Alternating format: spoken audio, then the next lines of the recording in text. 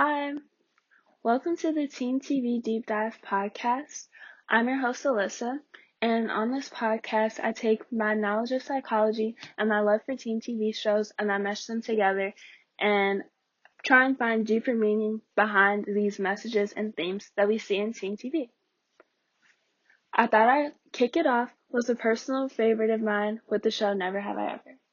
To give you a little background of the show and the characters, it starts off focused on a teenager named Devi Vishwakumar.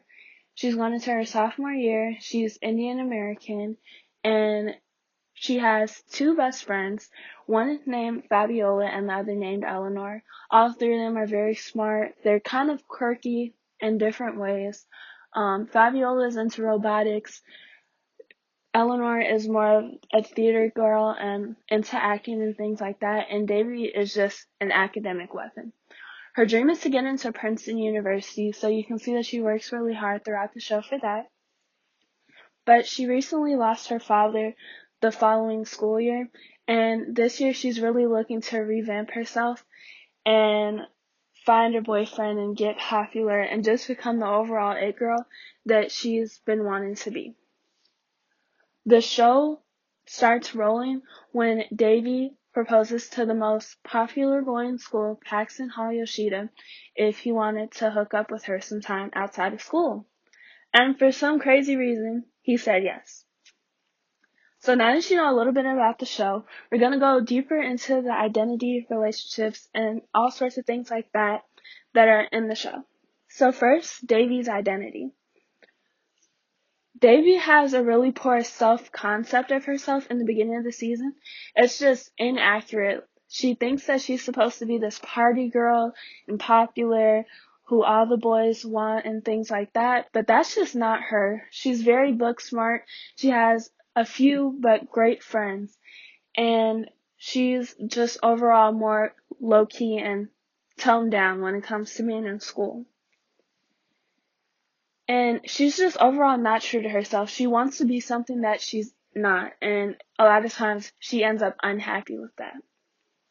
It kind of ties into relative deprivation, and that's a psych term where when you compare yourself to other people, you'll always feel deprived or less than them because of the things that you just don't have. And you see that in Never Have I Ever when Devi compares herself to popular girls in school like Shira and Zoe Maytag because they're fashionable, pretty, popular. All the boys want them. They're always partying. And Devi is the complete opposite. And a lot of times she feels insecure or less than them because she doesn't have what they have. Even though she just needs to accept deep down that what she has is amazing. But that's just not the case in the show. It wouldn't be a show if there wasn't growth or problems. Moving on into pre-conventional morality, and that's the first of 3 stages of moral conscientiousness in psychology.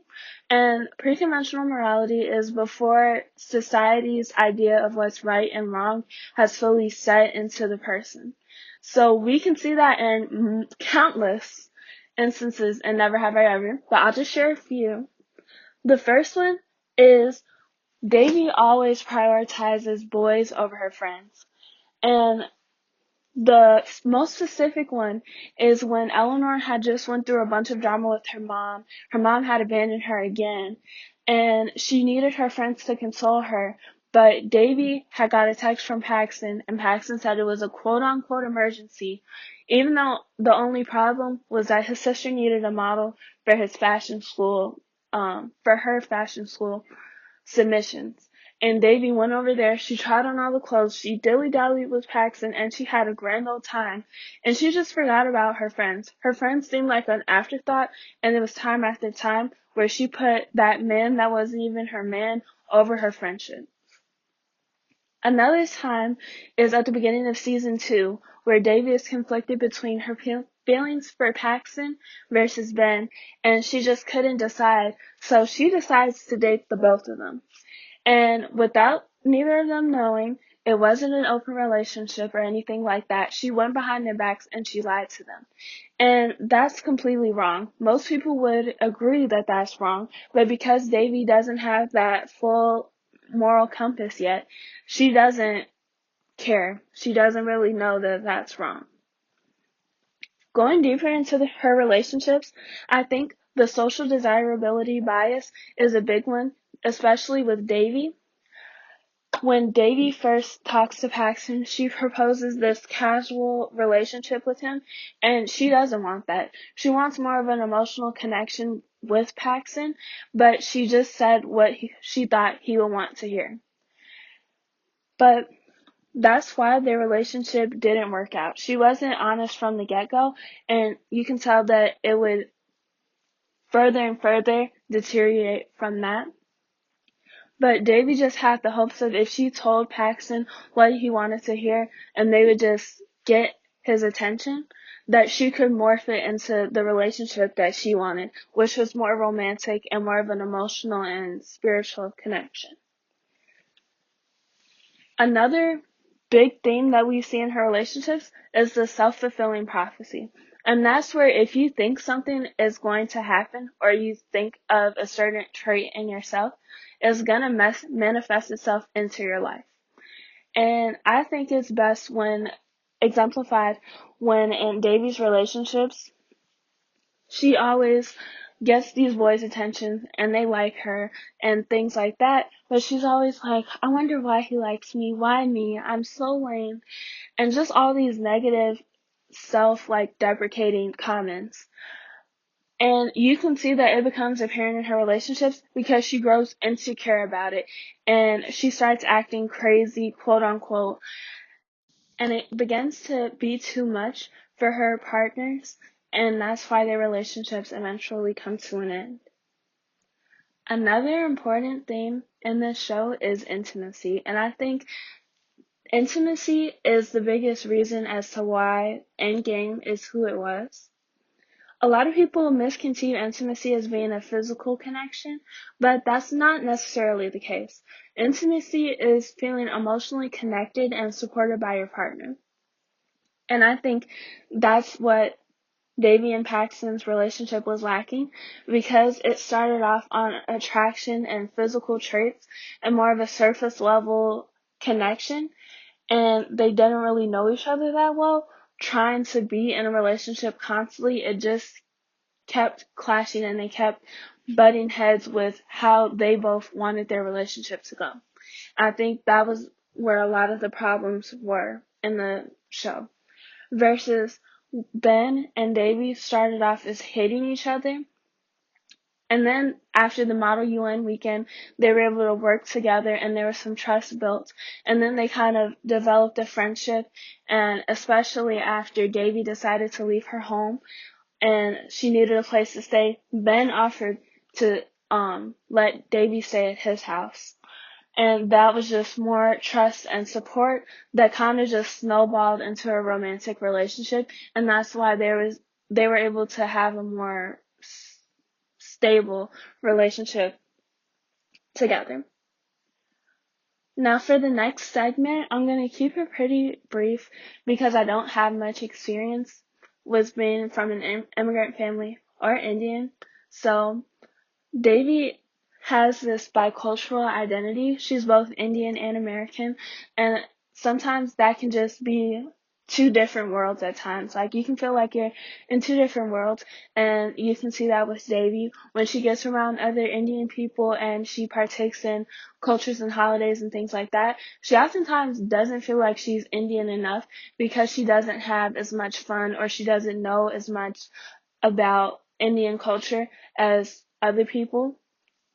But then at the same time, you can see for a long time, Devi thought that she was lame or unpopular at school because she was Indian, and she thought other kids were judging her because of that, and she didn't really fit into that stereotypical American high schooler, and that's why her experience was the way that it was. And you see that over time, she starts to kind of find her niche and where she fits in with her Indian and American identity. And also grief and loss of a family member. is another part of the family aspect in the show. A large part of the show is Devi getting over her grief of her father and accepting his loss. And you can tell that it definitely caused a rift between her and her mom because they both missed him a lot, and there's just a lot of pain between the two of them. And you can tell that Devi definitely channeled her pain and sadness for her dad into her obsession for trying to find popularity and a boyfriend and love. She just needed some attention and some affection so that she could feel better from her dad's loss. Now, our last segment is growth and development, because what would a coming-of-age TV show be if you didn't see some sort of growth from when you first started watching the show to the very last episode? And you see a lot of themes of acceptance. Devi has some acceptance in herself. She knows that she's not the most popular girl or the quote-unquote it girl that she wanted to be in the earlier seasons. She knows what's good for her and what's bad for her, and you can tell that she thinks a lot more before she does. And she doesn't quote-unquote Devi things up. Like, that's a big theme throughout the show. And you see that she accepts her father's death. She no longer is neglecting her feelings or pain towards the situation. She accepts it, and now she acknowledges that she can be happy while accepting the fact that her dad is dead, and she doesn't have to feel guilty that she's moving on with her life and that she can have good days even though he's not there with her anymore. And from all the growth that Devi has done over the course of the show, you see how it strengthens her bonds with her family and friends. Her and her mom are way more tight-knit and connected than they were in the earlier seasons. They constantly bumped heads, but I think now they care so much about each other and have learned so much about each other throughout the show that they get each other and understand each other way better than they did in comparison to the earlier seasons. And Devi is just a better friend. She's a better listener, and she prioritizes her friendships over boys. And you can tell that she definitely takes her friends' feelings into consideration now way more than she did in the earlier seasons. And that growth was just amazing to see. And it was a long journey, but she got there to a place where she was way happier than she was in those first seasons, because she learned to accept herself and to know that it's okay to feel sad and it's okay to grieve the loss of her dad. So to wrap it up, I kind of wanted to give like my just for fun opinions. Initially, when just watching the show and without any like psychology applied to it, I was Team Paxton, maybe even Team Ethan, but probably Team Paxton with like a little more reason behind it, because with Ethan it was really just for looks, like, don't even play. But I was Team Paxton because I just thought it first started with their relationship. I thought they were just going to be endgame just because of that. And they definitely had some cute moments when they were together. And I think that Paxton went through a series of growth from where he first started to where the show ended that I think definitely kind of went under the radar. And I think you didn't get to see that as much. But I thought it would just be a cute ending. I wasn't really Team Ben. Like, he kind of annoyed me. But now, with some more psychology terms applied, I think that the Ben being endgame was definitely a lot more understandable. And I can see why, when you think about, like, the foundations that it takes to have a relationship. Like, they had things in common. They had that intimacy, like I said earlier. So I do see that why. And that's why we use psychology to learn more about our TV shows, because then we can see the bigger picture and we can just get more out of the media that we consume. And that's why I do this podcast. So make sure to follow me on all my other social medias. Make sure you like and subscribe, and follow my Instagram at teentvdeepdivepodcast, and tune in next week for more. Thank you so much for listening. I appreciate it all. Bye.